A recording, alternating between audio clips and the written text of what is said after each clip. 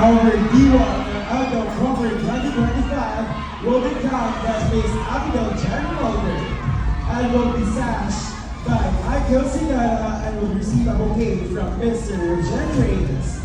For our Bunyan Aldo Proper 2025 will become our chairman of the board, Miss Rafi de Los Santos, and will be sashed by SK Kagawan K.R. Aguilar and to be bouqueted by SK Chairman Ben Telmo.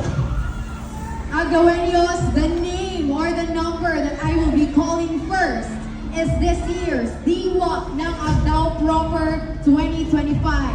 That means ang number na hindi ko babanggitin ay this year's Mutya ng Agdao Proper 2025. Again, una ko pong tatawagin ang Diwa ng Agdao Proper 2025. That means the number that I will be calling is this year's Mutya ng Agdao Proper.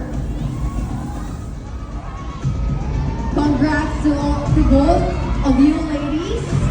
In any event that the Mutya ng Agdao Proper 2025 cannot fulfill her duties, Diwa ng Agdao Proper 2025 will take her place.